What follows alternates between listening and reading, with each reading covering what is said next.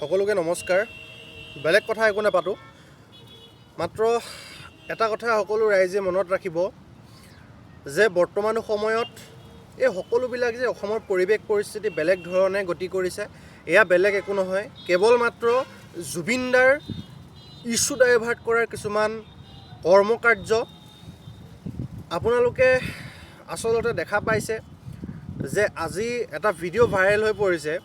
আমাৰ সকলোৰে হিয়াৰ আমঠু জুবিনদাৰ আজি অস্থিৰ বিসৰ্জন দিয়া হৈছে ব্ৰহ্মপুত্ৰৰ পাৰত।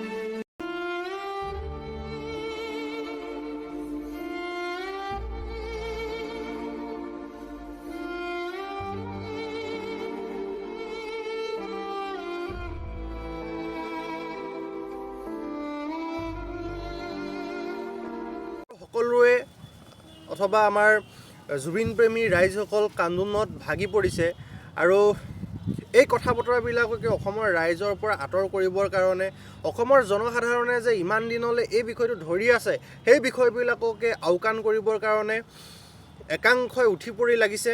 কিন্তু এটা কথা সদায় মনত ৰখা উচিত যে জুবিনদাই ন্যায় পাব লাগিব, জুবিনদাই ন্যায় পাব লাগিব আৰু তাৰ কাৰণে অসমৰ জনতা অথবা জনসাধাৰণে জাষ্টিছ ফৰ জুবিন গাৰ্গ বেলেগ একো কৰিব নোৱাৰিলেও ছ'চিয়েল মিডিয়াত আগতে পূৰ্বে যেনেদৰে জাষ্টিছ ফৰ জুবিন গাৰ্গে যিটো লেভেলত আগবাঢ়ি গৈছিল, সেই তেনেধৰণে মই ভাবোঁ আজি তাৰিখৰ পৰা পুনৰবাৰৰ কাৰণে আগবাঢ়ি যাব।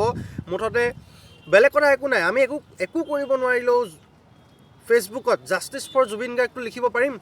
আজি জুবিনদাৰ পত্নী অথবা আমাৰ গৰিমা গাৰ্গ বৌয়ে এটা কথা বাৰে বাৰে কৈ আছে যে কি কৰিব লাগে, জাষ্টিছ ফৰ জুবিন গাৰ্গ দিনটোত এবাৰ হ'লেও লিখিবৰ কাৰণে তেওঁ সকলোকে ৰিকুৱেষ্ট কৰিছে। গতিকে আমি নোৱাৰিম নেকি, আমি সকলোৱে জাষ্টিছ ফৰ জুবিন গাৰ্গ বুলি লিখি তেওঁক পুনৰবাৰৰ কাৰণে শ্ৰদ্ধা, আপোনালোক সকলোৱে ভাবি লওক, তেখেতক আমি শ্ৰদ্ধা জনাইছোঁ, জাষ্টিছ ফৰ জুবিন গাৰ্গ নামেৰে তেখেতক শ্ৰদ্ধা জনাইছোঁ। আৰু আমি সকলোৱে জাষ্টিছ ফৰ জুবিন গাৰ্গ লিখি এই ৰাইজে যাতে এই কথাবিলাক পাহৰি নাযায়, এই বিষয়টো যাতে আমি ধৰি ৰাখিব পাৰোঁ। জুবিনদাই যেতিয়ালৈকে ন্যায় নাপায় তেতিয়ালৈকে আমি জাষ্টিছ ফৰ জুবিন গাৰ্গ লিখিব লাগিব, এইটো কথা মনত ৰাখিব।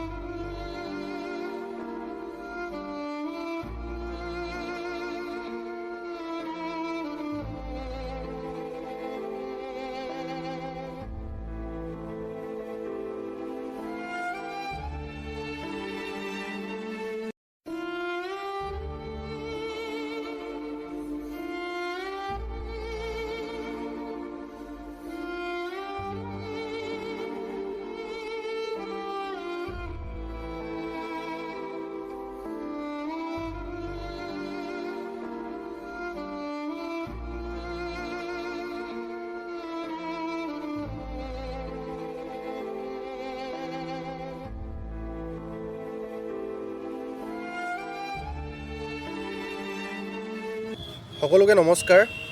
বেলেগ কথা একো নাপাতোঁ, মাত্ৰ এটা কথা সকলো ৰাইজে মনত ৰাখিব যে বৰ্তমান সময়ত এই সকলোবিলাক যে অসমৰ পৰিৱেশ পৰিস্থিতি বেলেগ ধৰণে গতি কৰিছে, এয়া বেলেগ একো নহয়, কেৱল মাত্ৰ জুবিনদাৰ ইছ্যু ডাইভাৰ্ট কৰাৰ কিছুমান কৰ্মকাৰ্য। আপোনালোকে আচলতে দেখা পাইছে যে আজি এটা ভিডিঅ' ভাইৰেল হৈ পৰিছে। আমাৰ সকলোৰে হিয়াৰ আমঠু জুবিনদাৰ আজি অস্থিৰ বিসৰ্জন দিয়া হৈছে ব্ৰহ্মপুত্ৰৰ পাৰত, আৰু সকলোৱে অথবা আমাৰ জুবিন প্ৰেমী ৰাইজসকল কান্দোনত ভাগি পৰিছে।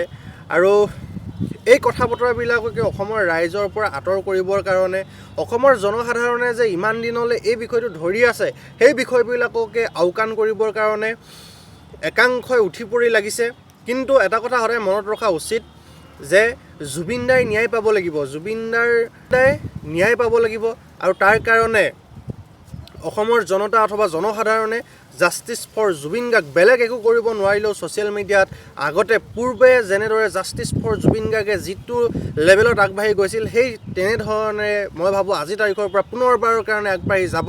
মুঠতে বেলেগ কথা একো নাই, আমি একো কৰিব নোৱাৰিলেও ফেচবুকত জাষ্টিছ ফৰ জুবিন গাৰ্গটো লিখিব পাৰিম।